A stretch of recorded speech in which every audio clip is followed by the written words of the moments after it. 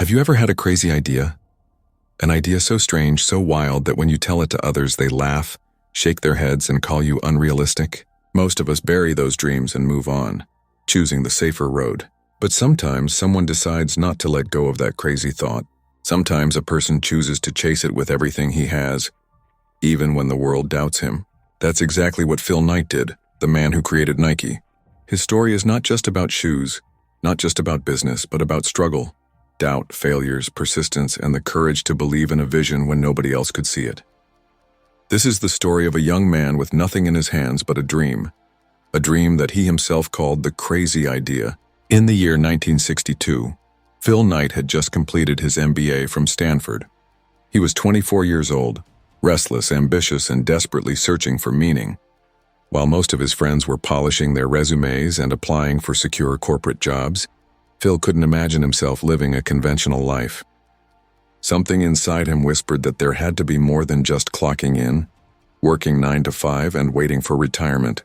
During one of his classes at Stanford, he had written a paper that would quietly become the foundation of his destiny. In that paper, Phil proposed that Japanese running shoes could take over the American market.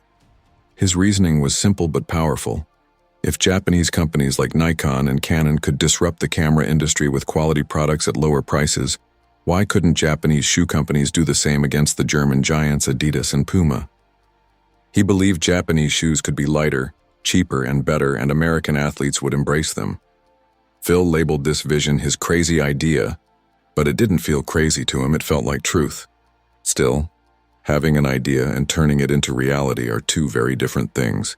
He had no company, no team, no money, and no connections.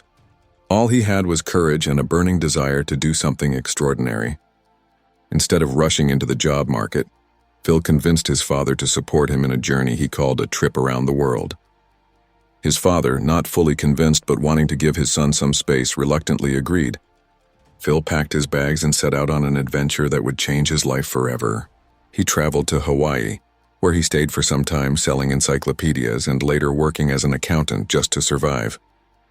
Then he moved on to other countries, India, Egypt, Greece. Each destination left him with experiences, new perspectives, and deeper reflections about life. Standing before ancient monuments like the pyramids of Egypt and the Parthenon in Greece, Phil felt connected to something bigger than himself. These travels weren't just about sightseeing, they were shaping his sense of destiny. Finally, he reached Japan, and this is where his crazy idea would begin to take shape in reality. In Kobe, Phil arranged a meeting with Onitsuka, a Japanese company that produced running shoes under the brand name Tiger. He walked into their office nervously, yet with boldness in his voice. He introduced himself as the representative of a new American company called Blue Ribbon Sports. But here's the twist. Blue Ribbon Sports didn't exist yet. It was a name he had made up on the spot. The Japanese executives listened as Phil explained his vision, telling them that American athletes desperately needed affordable, high-quality running shoes, and that Onitsuka could meet that need. To Phil's surprise and relief, the executives were intrigued. They agreed to send him samples to test in the United States. Phil walked out of that office with his heart pounding. His dream, his crazy idea, suddenly felt possible. Back in Oregon, when the first shipment of Tiger shoes arrived, Phil faced the raw reality of entrepreneurship. He had no office, no retail store, not even a warehouse. He sold the shoes out of the trunk of his car, driving from track meet to track meet, showing them to athletes and coaches. He spoke with passion, telling them these shoes were lighter, faster, and better than what they were wearing. Athletes began to notice. Slowly, orders trickled in. Word spread. People started asking for Tigers. But success never comes without struggle. Banks refused him loans. His own family doubted his path, wondering why he didn't just take a normal job. At times it felt like he was hanging by a thread, one misstep away from complete collapse. Yet Phil refused to quit. He believed in the shoes.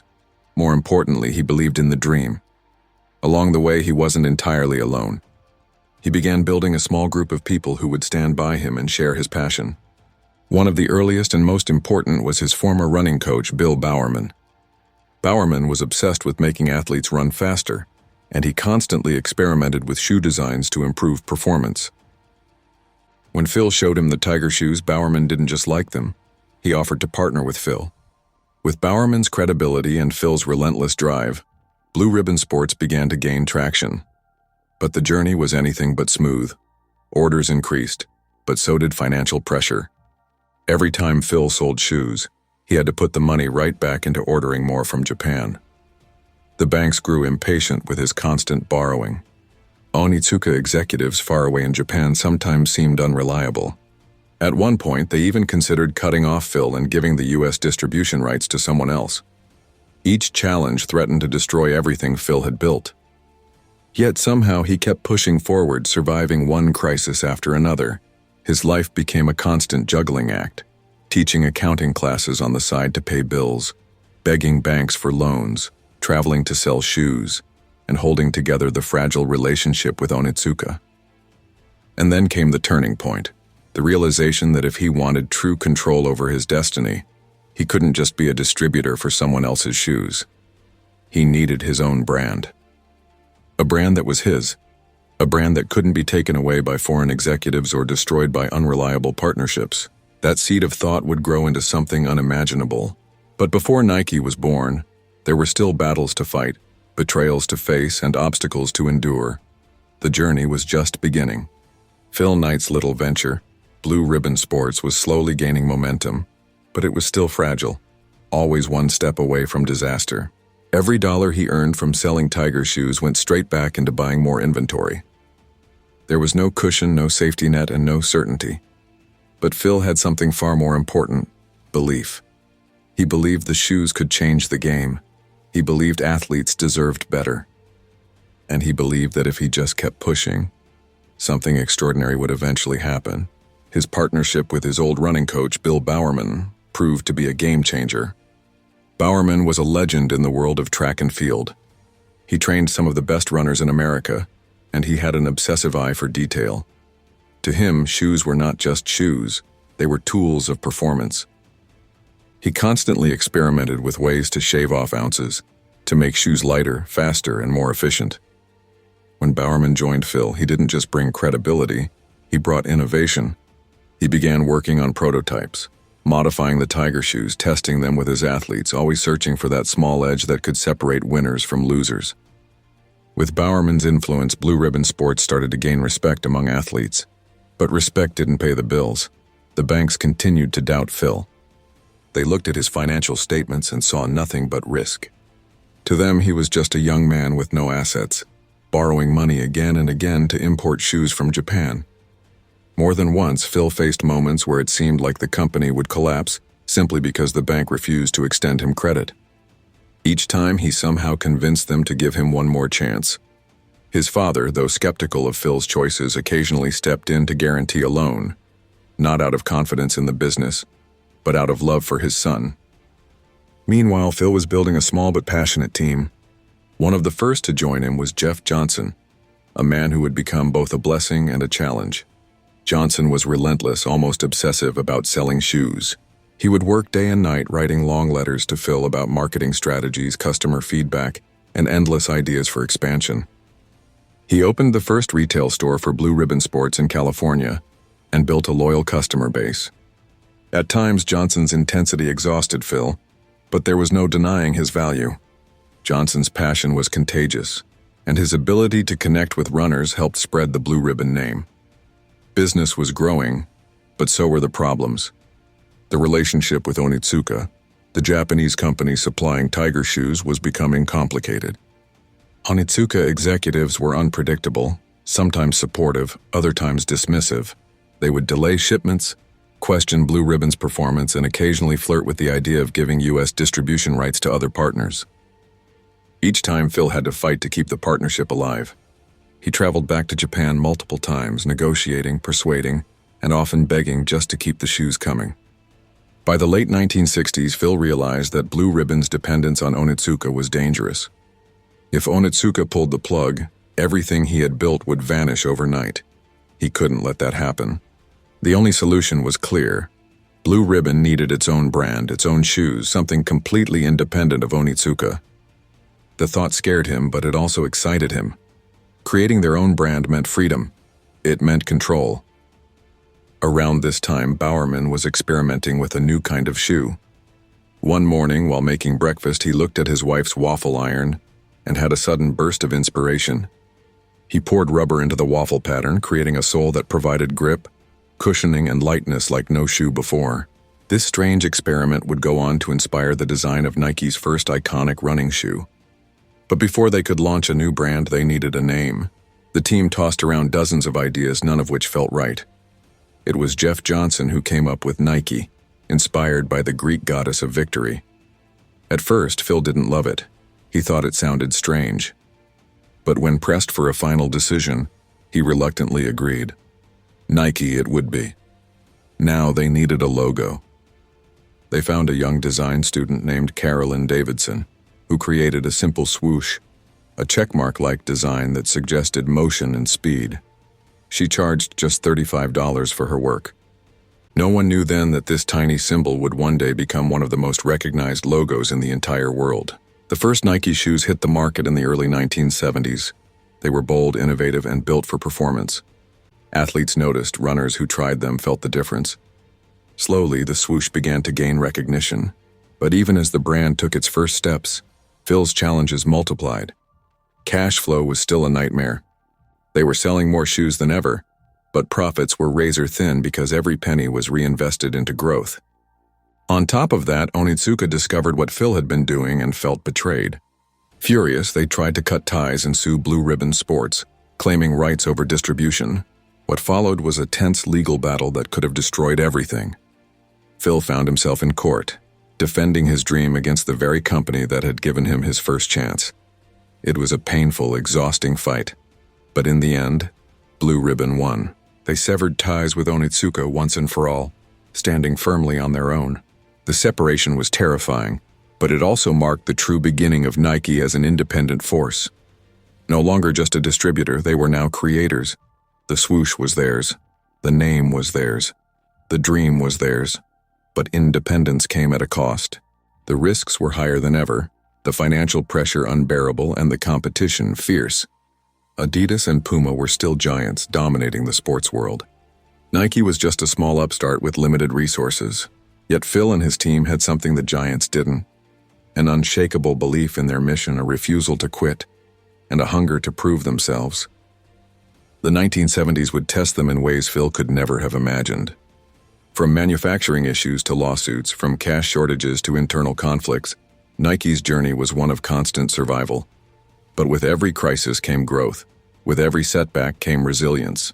And with every small victory, the swoosh grew stronger. The early 1970s were both the most exciting and the most terrifying years for Phil Knight and his team. Nike was officially born, but being independent meant the stakes were higher than ever. They no longer had the safety of being just a distributor for Onitsuka. Now everything was on them. Design, manufacturing, marketing, and most importantly, survival. With the swoosh stamped on their shoes, Nike entered the market as a bold newcomer. But the giants were still towering above. Adidas, Puma, Converse, brands that dominated athletes and owned the public's imagination. To compete with them, Nike had to be different. They had to innovate. Bill Bowerman's waffle sole became one of their first breakthroughs.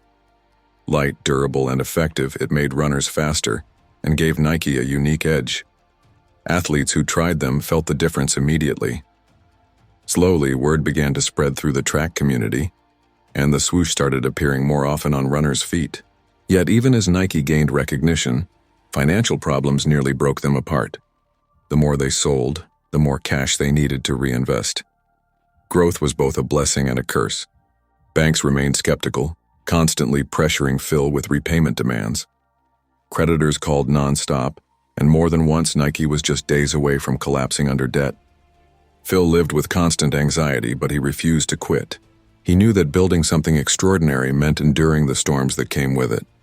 One of Nike's smartest moves came through athlete endorsements. Phil understood that if they wanted to compete with the big brands, they needed athletes to believe in Nike. They couldn't afford the top stars, but they targeted passionate, hungry athletes who were willing to try something new. These endorsements gave Nike visibility and credibility in the sports world. Runners wore them, basketball players tried them, and slowly, Nike shoes began to appear in competitions that mattered. By the mid-1970s, Nike was no longer just a small upstart. They had carved a niche. They were still fragile, still fighting for survival, but the brand was alive and the swoosh was becoming a symbol of ambition and grit. Nike also began to realize the power of marketing. Unlike Adidas or Puma, who leaned heavily on tradition and prestige, Nike's message was emotional. It wasn't just about shoes, it was about passion, effort, and the spirit of victory. This subtle but powerful difference resonated deeply with athletes. They weren't just buying shoes, they were buying into a story. But every victory was followed by new struggles. Manufacturing was chaotic, quality control often failed, and shipments were delayed.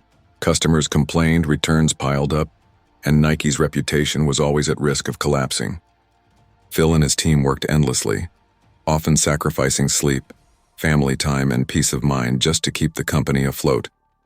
The pressure was relentless. Then came a major test in the late 1970s when the US government accused Nike of underpaying customs duties. It was a crushing blow. If Nike lost the case, the fines could destroy them. For months, Phil fought in courtrooms while at the same time trying to hold his company together. The stress was unbearable, but somehow Nike survived again, escaping what could have been a fatal blow. Each crisis left scars, but also strength. Each survival made the team tougher, hungrier, more resilient. By the end of the 1970s, Nike had grown into a force that the giants could no longer ignore. Their sales were climbing, their shoes were winning hearts, and the swoosh was becoming a familiar sight. But the true breakthrough came in the 1980s. Nike was searching for a way to leap from being a strong competitor to becoming a cultural phenomenon. That leap would come through basketball, through an athlete who was just beginning his career, and through a marketing campaign that would forever change sports, business, and culture. His name was Michael Jordan. By the early 1980s, Nike had grown from a fragile startup into a powerful brand, but it still wasn't the giant we know today. Adidas and Converse continued to dominate basketball, while Puma still carried weight in soccer. Nike was respected, but it hadn't yet become iconic. Phil Knight and his team knew they needed something big, something bold, something that would take Nike out of the running tracks and onto the global stage. That opportunity arrived in the form of a young basketball player just entering the NBA. His name was Michael Jordan. At the time, Jordan was a rookie, incredibly talented but still unproven. Converse was the official shoe of the NBA, and Adidas was still the cooler brand in basketball culture. Jordan himself preferred Adidas and was hesitant about signing with Nike. But Nike saw something in him that others didn't. They saw not just a player but a future legend. Phil and his team decided to take a massive gamble. They offered Jordan a groundbreaking deal, not just money but his own line of shoes built around him. It was unheard of at the time. Players wore brands, but no brand had ever created a signature line for a rookie. Nike promised to design a shoe that would carry his name, his style, his identity. They called it Air Jordan. When the first Air Jordans hit the court, they caused an immediate sensation. The shoes were bold, colorful, and completely different from anything the NBA had seen. In fact, the NBA even banned them for not meeting uniform standards. But Nike saw the ban as an opportunity.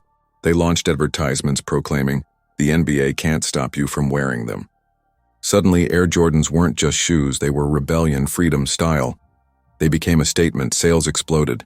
Nike projected they might sell $3 million worth of Air Jordans in the first 4 years. Instead, they sold $126 million in the first year alone. Overnight, Nike wasn't just a shoe company, it was a cultural powerhouse. The Air Jordan line transformed Nike's identity. No longer just about performance, Nike became about inspiration, about attitude, about identity. Athletes, kids, and fans everywhere wanted the swoosh because it meant more than sports. It meant victory, courage, confidence, and coolness. The success of Air Jordan launched Nike into the stratosphere. From there, they expanded aggressively into other sports. They signed athletes across running, tennis, soccer, and beyond. Each endorsement added credibility. Each new design pushed the boundaries of performance and style. Nike was no longer chasing Adidas and Puma. Now they were setting the pace.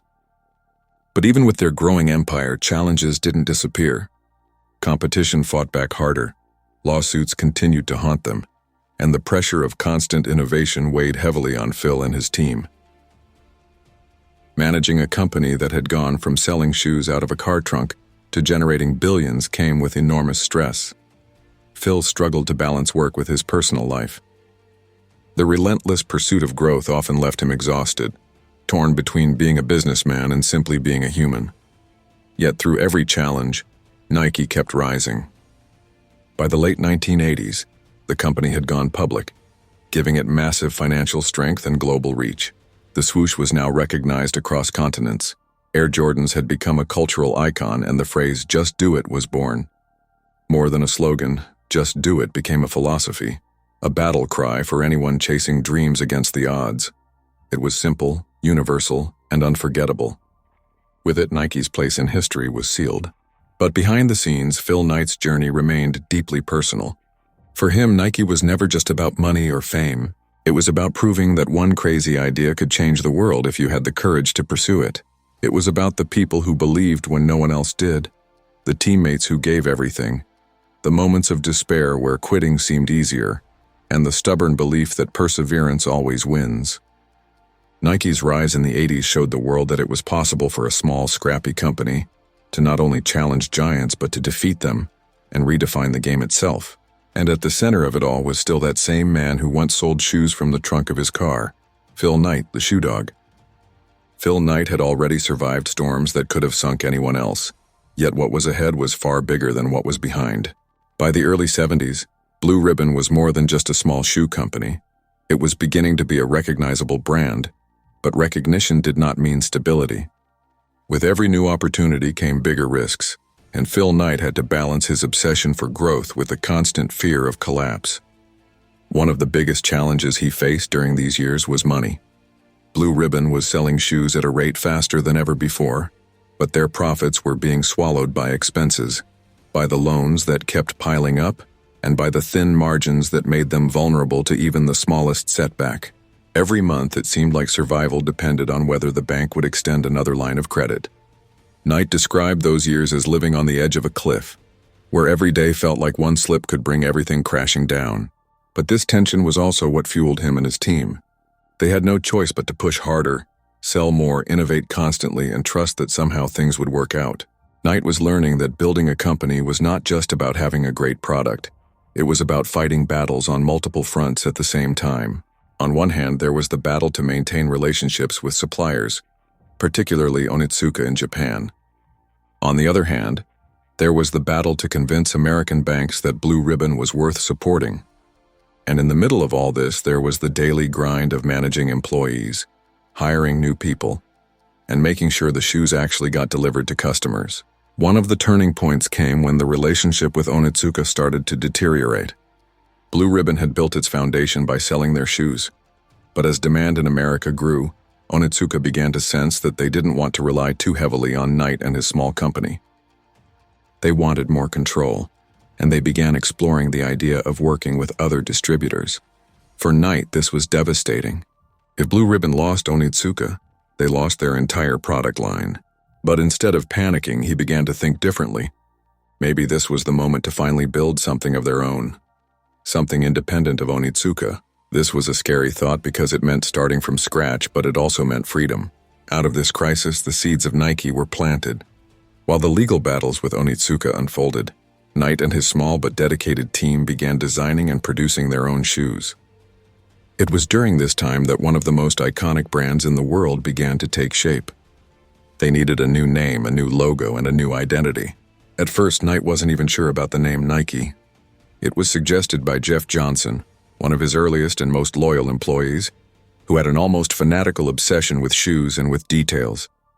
Johnson insisted that Nike, named after the Greek goddess of victory, was the right choice. Knight wasn't convinced at first, but eventually he accepted it.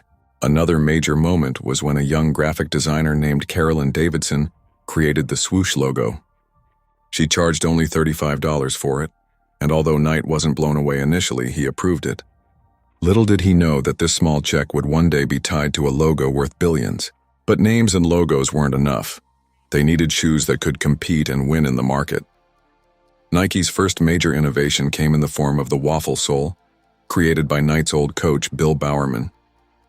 Bowerman had always been obsessed with improving performance, shaving seconds off a runner's time, and experimenting with materials.